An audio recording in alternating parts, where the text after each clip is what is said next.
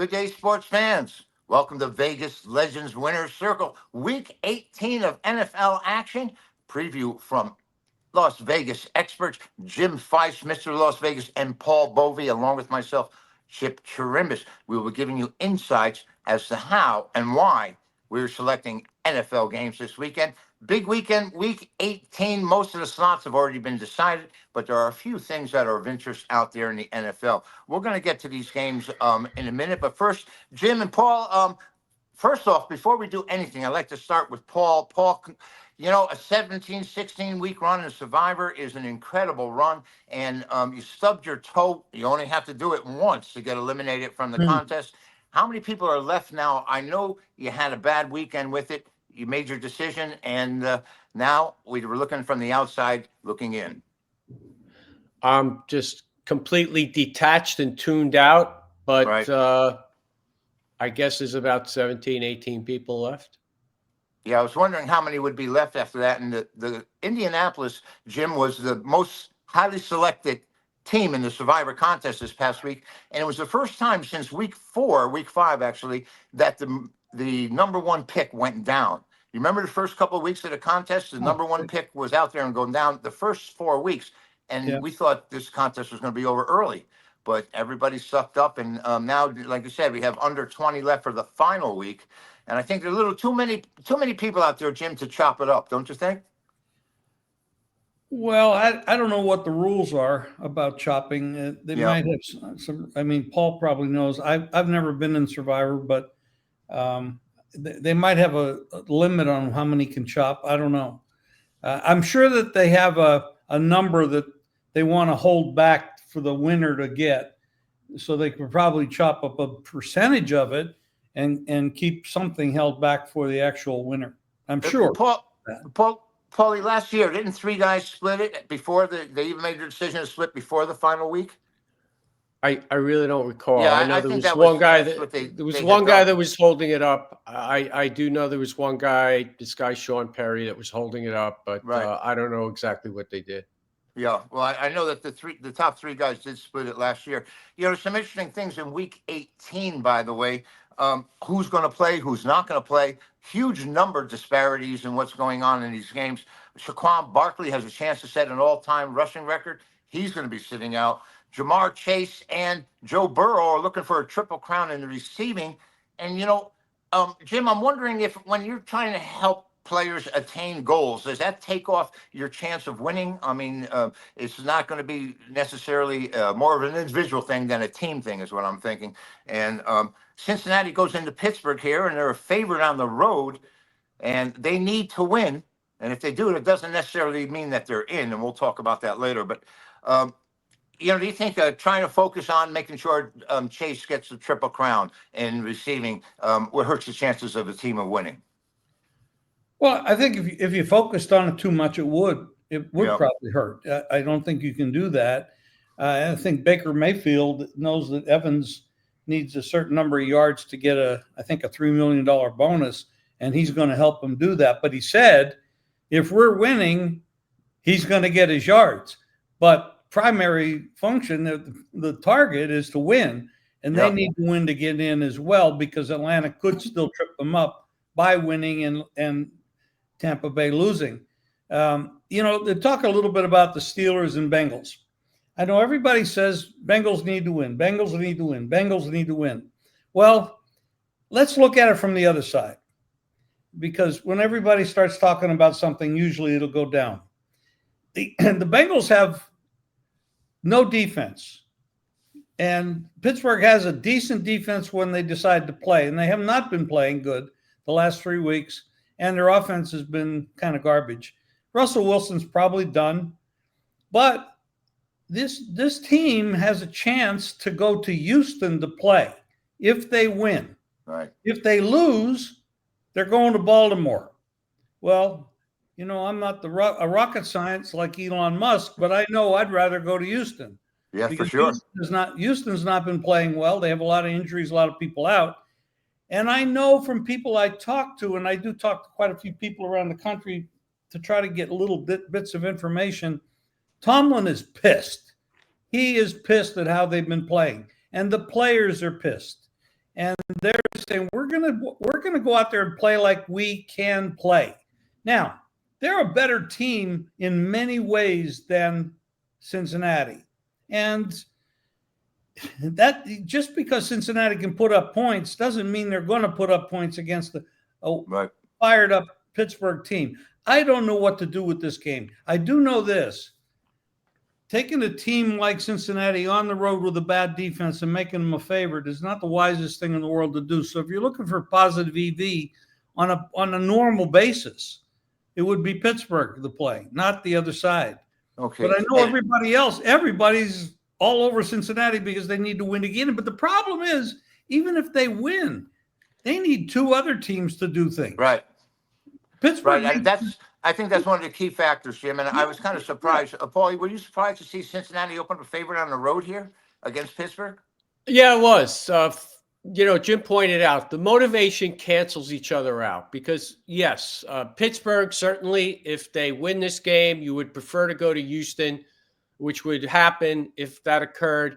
And if they lose, they're going to head to Baltimore, which is a likely loss. And I think they have to realize that.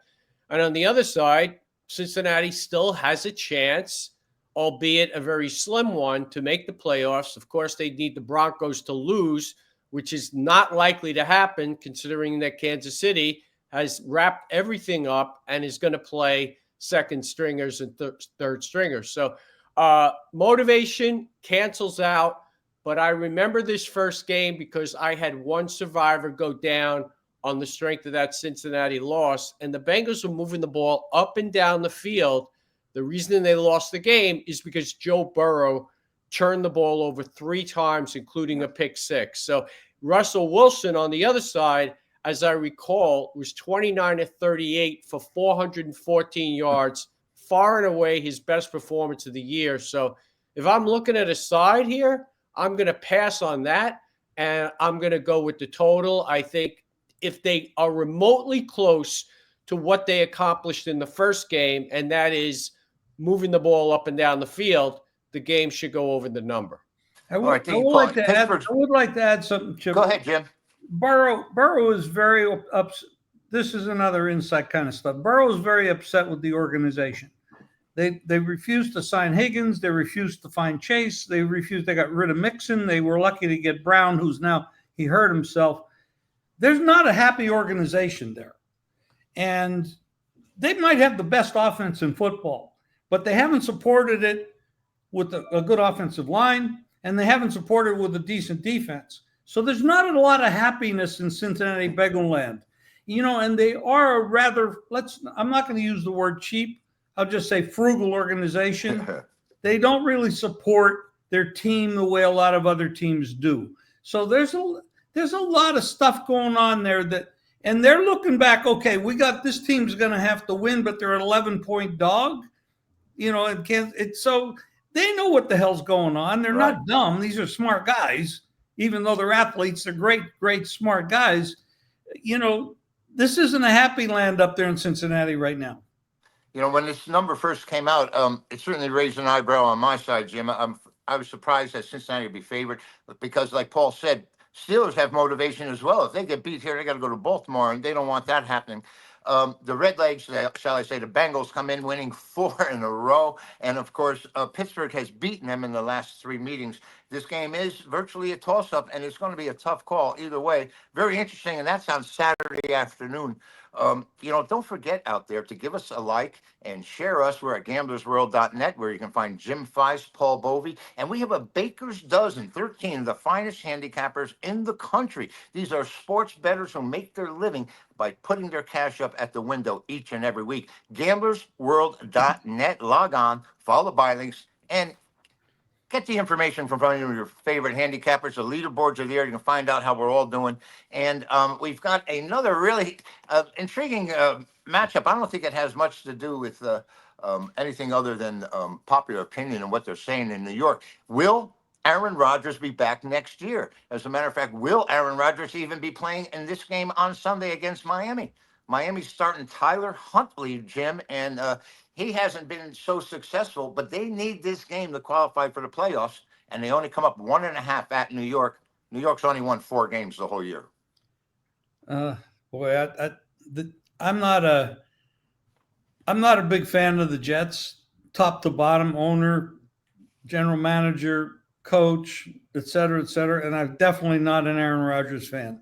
Right. I think he's more toxic than anything at this point in his career. Yes, I'm going to give him credit. Great passer of the ball, great football player, had a long career, did a lot of good things, but he's out there, man. I mean, and a lot of players don't like him. Yeah. There's players on that team that don't want him to be there next year. They've said it.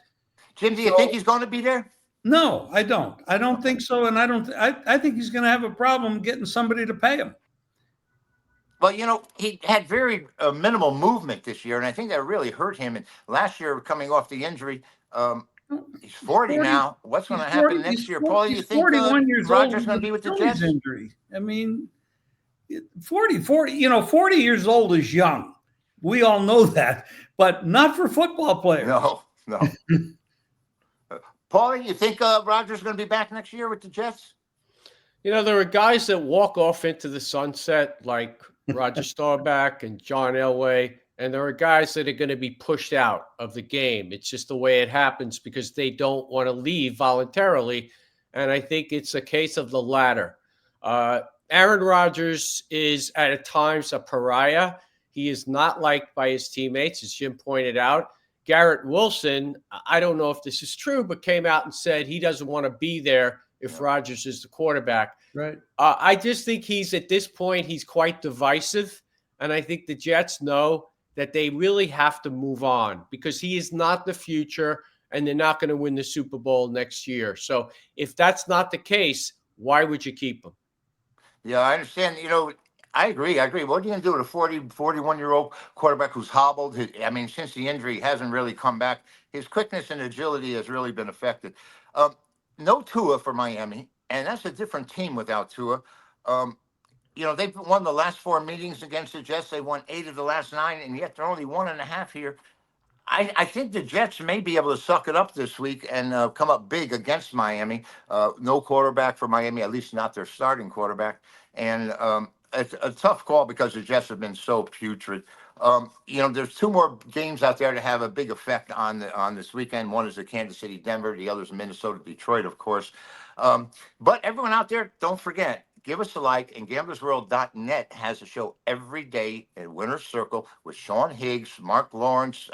Paul's been on, I've been on, Scott Pritchard. And we sit there and do analysis on a daily basis. So this is gamblersworld.net Winner's Circle. We are the Legends Edition from Las Vegas, where we have nothing but champions on this show each and every week with the best insights you can possibly imagine. Let's go to Denver, where Kansas City, who's wrapped up the AFC, is an amazing double-digit underdog to the Broncos, who need to win to get in. And Jim, Kansas City only 8-8 against the number. We know they've only covered 4 of their last 10, or they've beaten Denver 9 of the last 10 anyway. But do you see Kansas City coming to play with that kind of number at all? Chipper, I'm going to be real honest. There's a lot of games here on the board that I wouldn't even consider doing anything with them. And this is like a preseason situation. Everybody's just trying to stay healthy. And yeah, they're sitting some players, but that's a big number. And traditionally over a period of time, when you put that kind of you accelerate a number to that level, the positive EV is on the dog in this case. And if I'm playing this game, I'm taking the dog. I know we have Wentz, but Wentz is a pro. He's had good moments. There are no players on this team that are not professionals.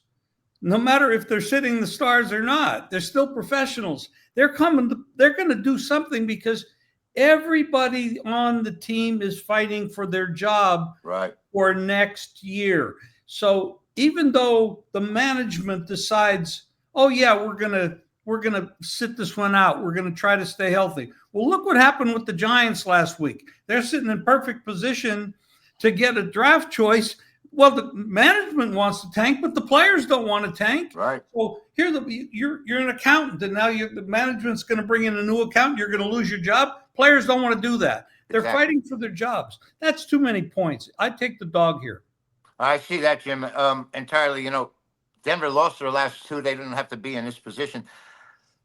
Paulie, tough call again. I mean, double-digit favorites for Denver over Kansas City. I mean, like Jim said, they're all professionals. Guys aren't going to go out there and particularly in football, and just lay down and possibly lose their own job. Then again, Denver's going to look to do everything they can, of course, to win this game. But that number's awful large. Yeah, I guess if Andy Reid wants to get a few fruit baskets, he could turn around and look to win this game, because Cincinnati, as we talked about, and Miami definitely need them to prevail here, and they need the Broncos to lose. But that's not going to happen. Denver's going to win the game. It's just a question of by how many points.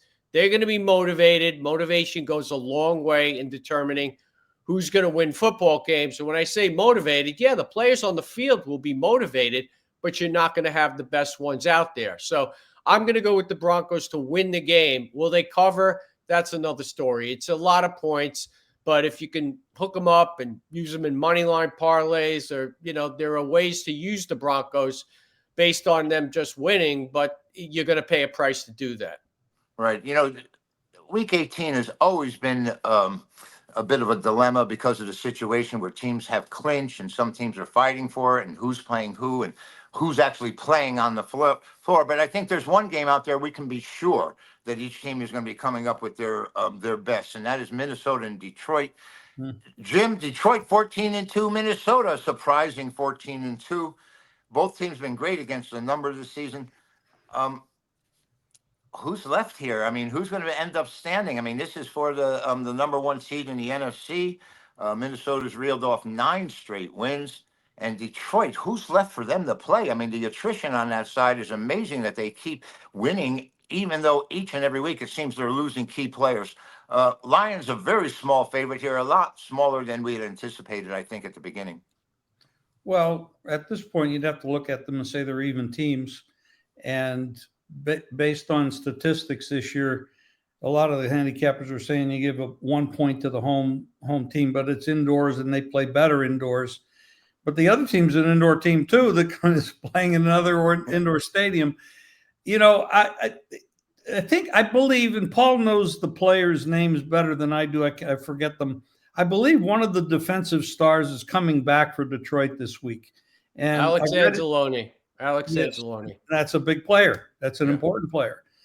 I can't go in there and say the number's 3. You could take Minnesota with 3. Is that enough? And then you're looking at 56.5 as a total. I like the over, but I'm going to go back to the game we just talked about. Also, we said we have Denver 11-point favorite, but the total is 39.5. How often do you see a double-digit favorite like that with such a low total? What's it telling you? They're not expecting one team to score much, and they're expecting the other team to do all the scoring. I don't believe it there. Here, I like the over. As far as the side is concerned, until somebody can go into Detroit and beat them, I'm not going against them. All right, that makes a lot of sense, Paul. I mean, Detroit's been a juggernaut at home and scoring points. I mean, we've seen this Goff have games where he was virtually the ball never touched the ground. I mean, he was 18 for 18 in one game, and he started another game, I think 16 for 16. Detroit's offense has been clicking all year. And is there any reason to think it won't do its job against Minnesota here? Well, I'll tell you, I played this game already. And when I tell you what I played, it's probably not going to help you much because the number's gotten away. But on Sunday night, I played the over at 51. Whoa. And then I played it for a max bet.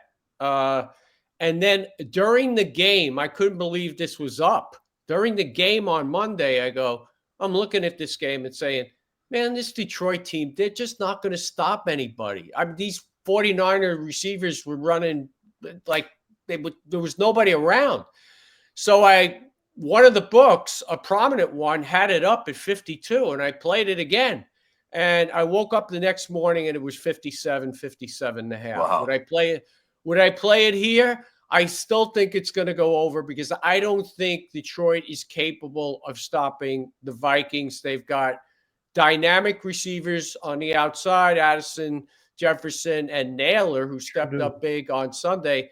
And I just don't think they're going to be able to stop them. So I think it's going to be a game where possibly whoever has the ball last wins. I think both teams are going to get into the 30s. It's an overplay. But for me, I actually took the Vikings at +3 because I have the Lions to win the division. So this, in effect, is a hedge for me because I'm hoping that the Lions might win the game by 1, 2, or even 3, and I'll be able to cop at least a push or a win on the Minnesota side and a win on the division. But if I were playing a side here, I wouldn't take the +3. Again, I'm playing it because of a hedge. Right. I would actually look to use Minnesota in some kind of a teaser because I don't think Detroit has the capability to pull away. And even if they do, you'll probably get a backdoor touchdown because, again, Detroit is really not prolific on defense. And they do get Anzalone back, which is critical, but they also have a host of other guys that are still out. All right, now there you have it. You see why professionals are able to make money out here when Paul can jump on that number. The loser of this really game, where do they go? Excuse me, Jim? Where does the loser of this game go to play? I have no idea. They become the 5 seed, and the 5 seed, if the Rams were to lose to Seattle, they would host the 5 seed, which is why the Rams with Garoppolo do have some motivation to win this game. But you would never know it in the line because Seattle is now a pretty prohibitive favorite. But I don't know. I have to believe that if I were the Rams, I wouldn't want to play the loser of that game. I would want to play Washington. So I might have some motivation to go out and win the football game. And if Tampa wins their game, who do they host? If Tampa wins their game, okay, I believe that figures in to who wins that Ram game. I think those are kind of intertwined, but I'm not sure. Run those playoff teams down again, and I could tell you, I think it's going to be the Rams have a home team, and Tampa's going to have a home game if they win. Now, because the Rams are already set. Tampa needs to win to keep their home team, and they will. All the division winners host the game. Okay, so if the Rams were to lose the game and have to take on Minnesota, let's say, assuming Detroit wins, then Tampa would get Washington in all likelihood, depending on Washington's the outcome between Washington and Dallas. But making an assumption that Washington is going to win. I believe that's the case. Is Tampa guaranteed a playoff spot right now? Or could they actually get in? They have to win. They have to win or Atlanta has to lose, but I wouldn't bank on Atlanta losing to Carolina at home. One of the big surprises here, I think, with this Minnesota team is the fact that Sam Darnold wasn't even supposed to start. They had drafted the big rookie out of Michigan, and he blows his knee out. Darnold has to be biggest surprise, and particularly most likely to the Jets, who drafted him. And, this is the issue, I think, which is prominent in the NFL, where teams will take a player at quarterback because he's got such great potential, but he's not ready. And it takes him years to mature into the position. This is what's happened to Darnold. I don't know if Richardson for the Colts, and I don't mean to hit a sore spot with you, Paulie, is ever going to be able to mature into the position because he just doesn't throw the ball with touch or accuracy. Well, look, it wasn't him. It was Joe Flacco. I understand that, but the Colts had to go with him because this Richardson is. Has he completed 50% of his passes even this year? I'm really wondering. He doesn't. I don't think so. He can throw the long pass pretty well, but not the short one. Yeah, you got to be able to run under it, I guess. All right, now. So this Minnesota-Detroit game takes a lot of implications. We didn't mention the game, and I didn't say it to you, but you guys had brought it up. Seattle coming up favored at the LA Rams really is an eye catcher for me. Even though Matthew Stafford's not going to be starting for the Rams, and yet they have Garoppolo, I think, in the wings. He's a quality quarterback. He can win here. I'm surprised that the Rams are an underdog, even though they've clinched their spot. Well, they are sitting other players besides Stafford. Right. And Seattle was the move, a sharp move early And fortunately, I was told about that and I got onto it. So this game is all Seattle now. I mean, they have nothing to play for, but their contracts and they're playing for next year and they're playing for pride. The Rams have nothing to play for. Zero. Right. They're there. They're in. They're going to host the game. That's all they care about. Yeah, but they do. Jim, you would not want to be taking on the loser of Minnesota and Detroit. You would want to definitely an easier first round opponent. I mean, I understand they're going to be home, but that's going to be a load if they have to take on Detroit or Minnesota. I think they're going to be a little over their heads because I don't think the Rams have been a good football team this year. Not. I mean, I could look down that schedule. I mean, they barely survived an Arizona team that was eliminated. It was a fluke that they actually came out of that game with a win. They are not a good football team. What makes me question and I agree with you 100%. What I question is, why are they sitting people when they're in exactly what you described? They lost to Miami at home. They lost to Philadelphia at home. They barely beat the Jets. I mean, they haven't looked good in a long, long time. Yeah. And we have to remember that, and maybe this is the reason they're sitting players. Stafford is an older player. And he's been around a long time. Like you guys said, that Seattle is out. They're eliminated. And where's their incentive? Other than their personal contracts, like you said, and their favorites here on the road. But that's important, Chip. I mean, it really makes a difference to me. A lot of these guys are going to be out of football next year if they don't perform at a high level because there's a lot of draft choice. Maybe you don't have great quarterbacks coming out of college, but there's going to be a lot of free agents on the loose. And there's going to be a lot of players from college that are good at other positions that are not quarterbacks. So there's a lot of these players are going to be bagging groceries next year if they can't hold on to their jobs. Look, this much I will say. This is kind of reflective of McVay's attitude in the preseason. He's always taken the position that I don't even care. I can recall games where he played the backup quarterbacks. And they had a guy on the roster for years. I don't know if he's still there, but all he did is get preseason playing time. And Stafford never played while he was he was the coach. So he might be treating this like a preseason game, and I have a feeling he is. But this isn't the same. I'm going to say maybe he's throwing a curveball, and maybe a few guys will play because it makes absolutely no sense to not play this one out, considering what your opponent, what's at stake in terms of who you're going to take on next week. I agree with you, though. Paul. There we have it. Week 18 analysis from the experts out of Las Vegas, the legendary experts out of Las Vegas, Paul Bovi, Jim Feist, myself, Chip Chirimbes. We will be back with playoff action for you. But guys, it's been great having a wonderful season with you, and I hope we have a great and healthy, happy New Year. And come up with some winners. I know you guys do each and every week, and I'm always looking forward to that. So from gamblersworld.net, don't forget to give us a like. Don't forget to watch the Winner's Circle Daily Show with free selections each and every day. For Jim Feist, Paul Bovi, and Chip Chirimbes, we say once again, to stay under control, have discipline, and be an A-play winner. Good luck, everyone.